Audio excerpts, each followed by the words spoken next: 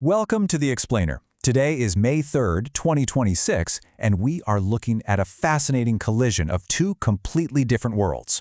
We're talking about cutting-edge biotechnology smashing right into hyper-volatile cryptocurrency. On one side, you have the noble, life-changing pursuit of extending human life, and on the other, extreme market speculation. Today, we are breaking down Protocol, a project that sits right at the epicenter of this collision. So let's get right into it. Okay, let's dive into this. To really understand why Bioprotocol even exists in the first place, we have to look at the fundamental problem with how traditional science is funded today. Imagine for a second that you're a brilliant researcher. You've got a really promising idea for treating a rare disease. Well, in the traditional system, your biggest hurdle isn't actually the science itself, it's the bureaucracy. The pipeline to secure funding is incredibly slow, it's highly centralized, and honestly, it often flat-out ignores niche health challenges simply because massive pharmaceutical companies don't deem them immediately profitable. Bioprotocol's founder, Paul Kohlhaas, perfectly encapsulates this massive bottleneck. He says, scientists spend 80% of their time writing grants instead of solving humanity's greatest challenges. Just think about that for a second. That is an absolute massive loss of human potential. This incredibly slow, broken system is exactly what Bioprotocol aims to completely shatter with the goal of putting scientists back in the lab where they belong. So how are they doing it? Well, they plan to do this through DeSci, or Decentralized Science. You can think of Bioprotocol as a launchpad for what they called BioDAOs, Decentralized Autonomous Organizations. The idea here is that instead of a few executives sitting in a closed boardroom deciding what gets funded, global communities of scientists, patients, and individual investors use these DAOs to collectively fund, develop, and actually co-own new therapeutics totally outside the traditional pharma pipeline. Binance Labs, who was actually an early investor here, described it brilliantly. They called it a Y Combinator for on-chain science. And it's a great analogy.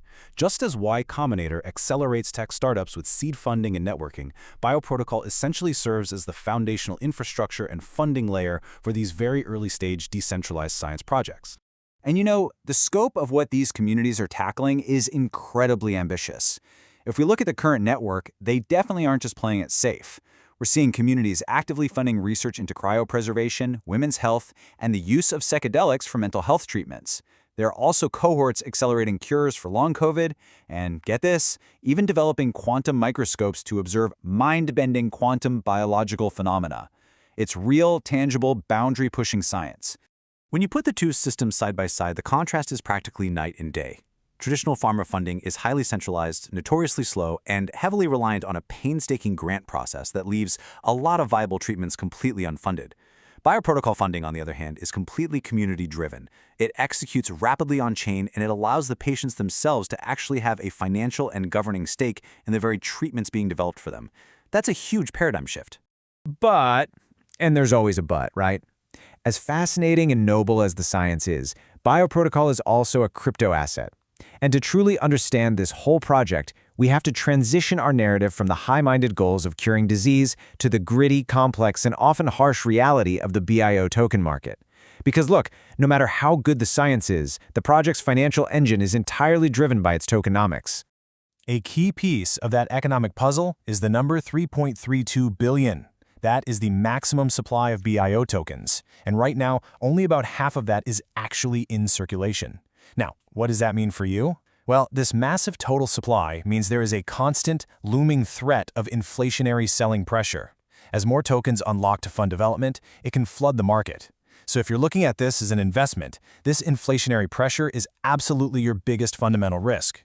Without high user engagement, all that excess supply can drive the token price down significantly. And this brilliantly illustrates how the protocol attempts to manage that inflation. They use something called the Bio/AC reward system, which ties token allocation directly to real scientific achievement. It's a straightforward step-by-step process. First, a project launches. Then, they have to hit a concrete clinical milestone, like starting a human trial or securing a patent. Only then do they actually earn their bio token rewards. It ensures the inflation directly matches actual measurable scientific progress. However, as anyone in crypto knows, the market doesn't exactly always act rationally based on clinical milestones. After its initial listing, the BIO token saw an absolutely massive, rapid price surge. We are talking a 1,400% increase, rocketing from roughly 2 cents to over 32 cents in a very short period of time. And this was accompanied by a huge trading volume spike of over 878 million tokens. Make no mistake, this wasn't driven by years of careful research. This was driven by highly speculative buyers flocking to a shiny new narrative. And well, as is often the case with 1,400% surges, a sharp, punishing drop followed right after. In the crypto space, there's always a debate when this happens, right? Some claim it's just a healthy dump or a natural market correction, but others fear it closely resembles a classic pump and dump scheme by early insiders. This brings up the very dangerous concept of catching a falling knife. That's the extreme risk you take when you try to buy into an asset that is rapidly plummeting. You're hoping you found the absolute bottom, only to suffer even further losses. To really ground these fears, we looked at structured technical analysis from our sources, and honestly, it shows clear weakness. Near-term support is sitting dangerously low, practically scraping the 4-cent mark, while resistance is towering way up there at 14 cents. Crucially, if you look at the short-term moving averages over a 10 to 30-day period, they are flashing a distinct sell signal. It really confirms the strong bearish momentum. Adding even more risk to the equation is the overall market sentiment. As of May 2nd, the Upbit Fear and Greed Index for the BIO token hit 91. That is a glaring, bright red warning sign of extreme greed. When buyers are this relentlessly greedy, the asset completely detaches from its fundamental value. And when that happens, the risk of a sudden drastic crash becomes incredibly high. But crypto markets are incredibly fast-moving. Actually, scratch that. They move at warp speed. Because despite those bearish technicals we just talked about, the token recently experienced a massive 31% daily price surge. So, what on earth changed? Well, the narrative pivoted. The market is currently being driven by a brand new catalyst, the launch of an AI-driven biotech launchpad within their ecosystem. The hype literally shifted overnight from general decentralized science directly into the booming AI narrative. Specifically, Protocol launched an ignition sale for an AI project called Pept AI, and the demand for this was just staggering. It was 10 times oversubscribed in just 24 hours. Because literally everyone wanted in on the AI action, it actively created a sudden massive supply shock for the bio token market. So the crucial point is, here is mechanically why that matters.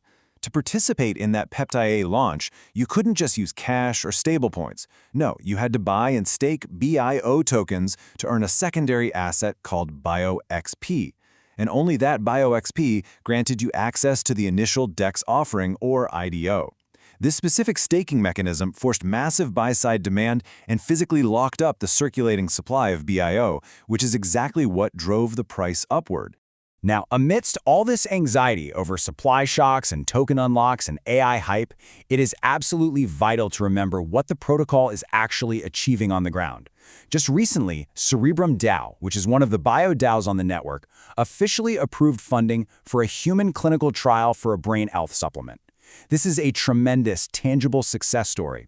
It really balances those wild speculative crypto charts with real, impactful science that could genuinely improve human lives.